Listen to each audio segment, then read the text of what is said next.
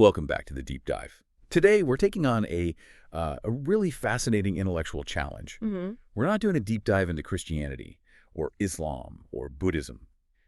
Instead, we're looking at the academic study of religion itself, what scholars call Religionswissenschaft. Yeah. It's the ultimate meta-study, really, analyzing the concepts, the theories, the very tools used to even begin to understand one of humanity's most complex phenomena. And that's exactly the mission for you, the listener. The core challenge here is understanding not just what people think religion is, but how the modern concept of religion and its twin, the secular, was actually built. Right. How it was defined, how it traveled the globe, and how it's still debated. It's about learning to see the world through a whole new set of conceptual glasses. And that's so important. Religious studies is pretty unique because it intentionally works across every cultural line you can imagine, East and West, past and present. It touches everything: ethics, history, gender, politics.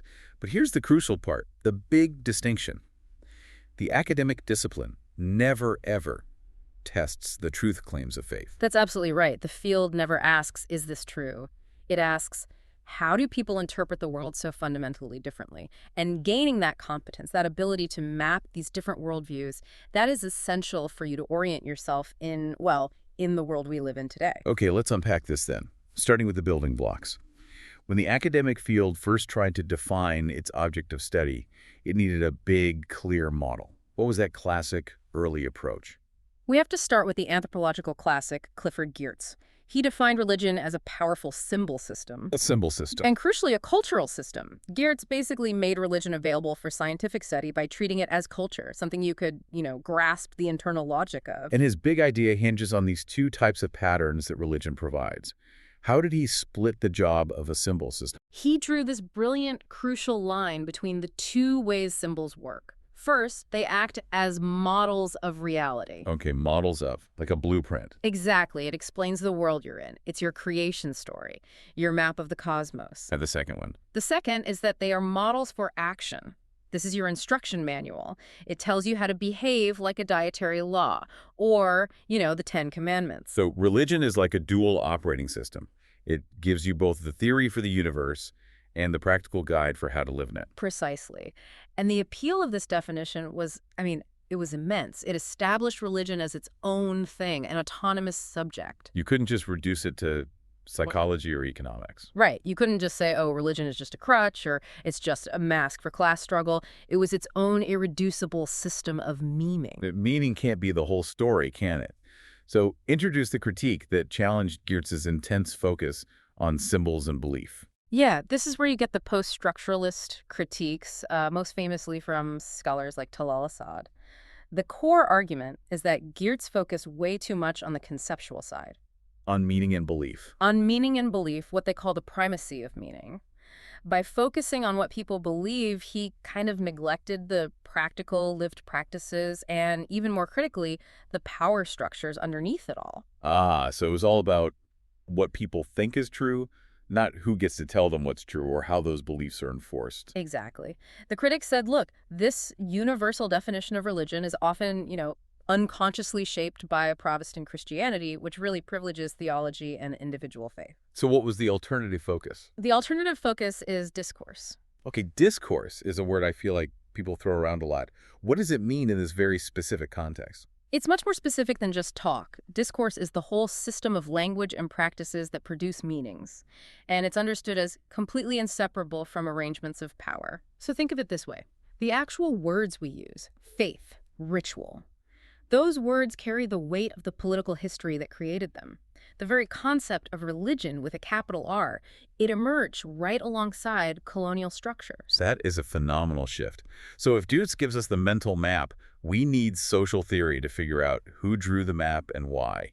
Let's move from the abstract to the structured community and talk about power within religious life using Pierre Bourdieu. Bourdieu, yes. The great French sociologist.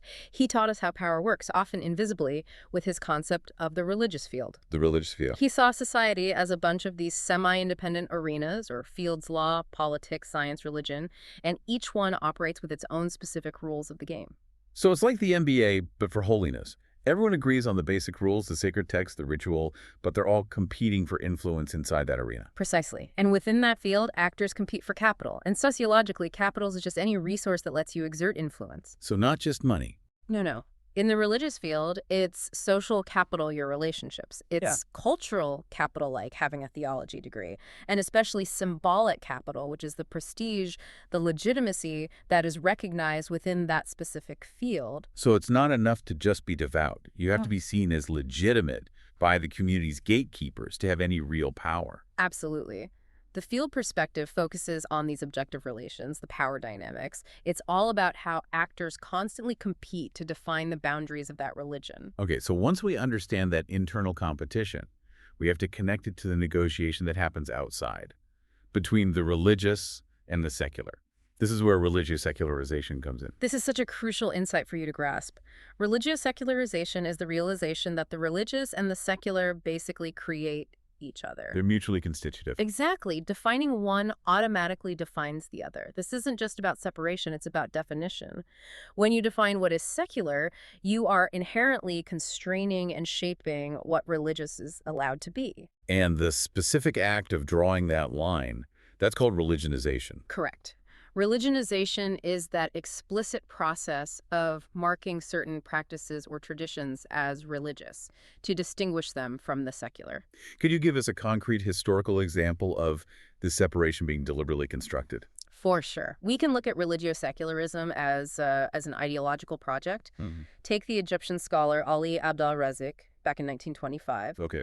The caliphate was collapsing, and he argued for a really clear separation in Islam between prophetic, religious leadership and, political leadership, the sultanate, the world. So he was basically creating a modern definition of Islam that restricted it to the spiritual and social realm and took away its political function. Exactly. His argument defined religion as private and unpolitical. It's a perfect illustration of how modern separationist discourse actively creates and limits the scope of religion. And this process of defining and separating and conserving the religious leads us to a fascinating object that shows the physical remnants of this.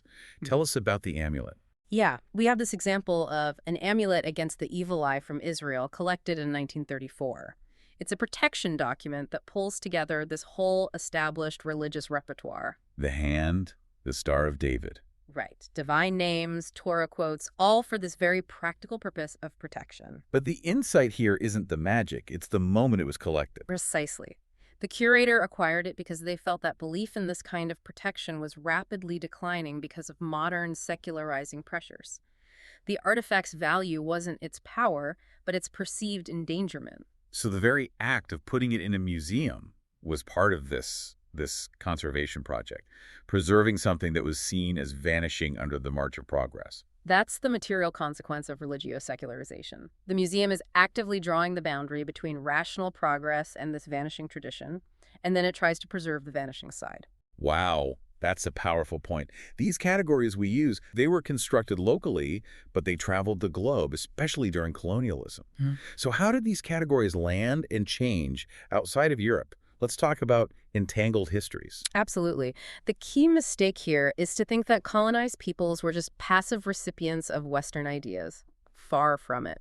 Look at the debates over the science of religion in the 19th century colonial world. Okay, give us an example of someone pushing back. Well, consider the case of Raj Narayan, part of the Brahmo Samaj in Bengal, India. He was deeply engaged with the Western founders of the field, like Max Miller. So he read their work. He read it, he cited it, but he used their own methods not to adopt their views, but to argue for the superiority of Hinduism, using the very tools of Western research. That's a magnificent reversal, using the colonizers' own scientific framework against them as a kind of nationalist, anti-colonial move. It shows that knowledge production was a competition.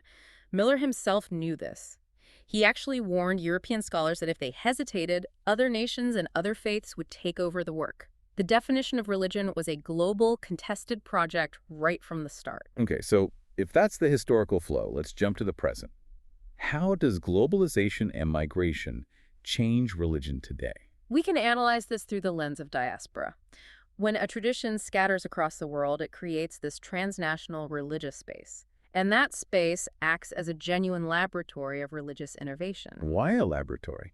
Because the old structures are disrupted, people are forced to find new solutions to new problems. So that's a modern invention that's come out of that situation. The rise of the cyber mufti. These are Islamic legal scholars who give rulings, or fatwas, online. And critically, these rulings are often explicitly designed to make religious life possible for Muslims living in non-Muslim Western countries. So they're solving real-world problems, like how do I navigate banking laws or dietary rules in a secular society? They're creating a new, dynamic legal tradition. That's innovation in action. They're trying to help people retain their religious and cultural distinctiveness without creating conflict with the host society. We also need to talk about concepts that came from non-Western scholars trying to build their own frameworks. Tell us about African traditional religion. That brings us to African traditional religion, or ATR.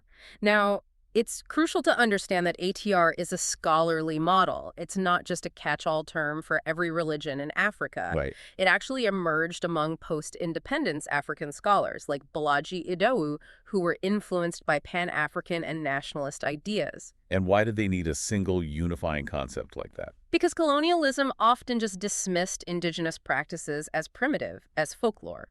Idowu and others needed this high-level concept ATR to assert a distinct, sophisticated African spiritual heritage in academic and public life. It was a conceptual tool for decolonization.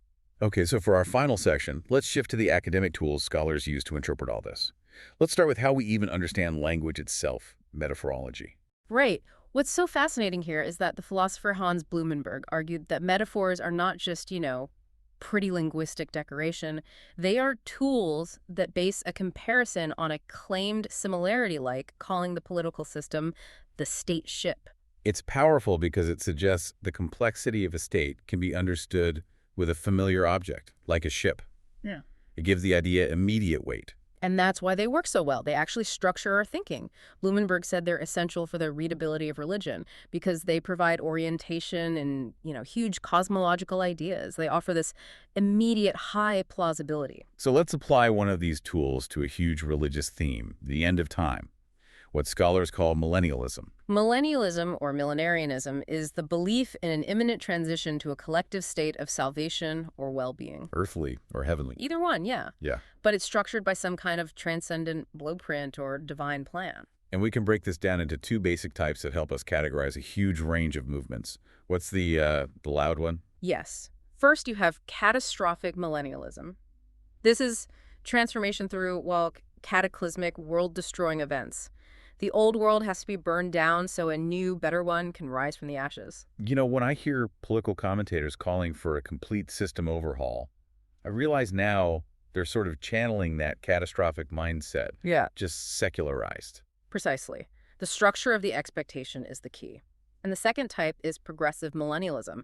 This is a gradual, step-by-step transformation without the world-ending events. So the millennium is the end result of slow societal and spiritual change. A steady march toward betterment. Exactly. Finally, let's turn the lens back on the act of writing history itself. Religionsgeschichte. How do scholars avoid just telling the story of the winners? Writing religious history requires deep self-reflection, because any historical account is always shaped by narrative strategies, by narratology. If you only rely on texts from the powerful and the literate, you're inherently reflecting their perspective. And marginalizing non-literate groups or women's experiences. Of course. So how do we move beyond those simple linear histories? One advanced tool is the metaphor of the rhizome. Think of a rhizome as a root network that grows horizontally underground. The connections you see on the surface, the official institutions, the famous leaders, are just a tiny fraction of the total woven reality of history. So it emphasizes complexity and connections over a single central story. Exactly. It helps scholars map these complex global histories without assuming there's a single center or a rigid hierarchy. So let's tie this all together. What's the big picture? The big picture is this. We've looked at how religion is understood not as some singular, eternal thing, but as, a stable system of symbols, like Geertz saw it. Right. A dynamic field of power relations, like Bourdieu described. And as a flexible, contested concept that traveled the globe, constantly being redefined by all kinds of actors, local, colonial, transnational, all of whom rely on the basic tools of narrative and metaphor. And understanding these layers, the cultural frame, the power struggle, the global flow, that allows you to deconstruct contemporary debates about religion, politics, and the secular in your own world. It's the map you need for a deeply complex, polarized environment. And that leaves us with a provocative thought to leave you with. Okay, hit us with it. The separation of church and state secularism, it's often presented as this neutral, objective framework, right? Yeah, the modern default setting. But some scholars argue that this model is historically indebted to older Christian doctrines, specifically the idea of the two kingdoms, which separates the spiritual and the earthly realms. So the question is, what does it mean for modern public life if the very concept designed to separate religion from politics is itself an inheritance from theology? Think about that the next time you hear a debate about secularity. That is a fascinating question about the very roots of our modern politics. Yeah. Another successful deep dive. Thank you for joining us.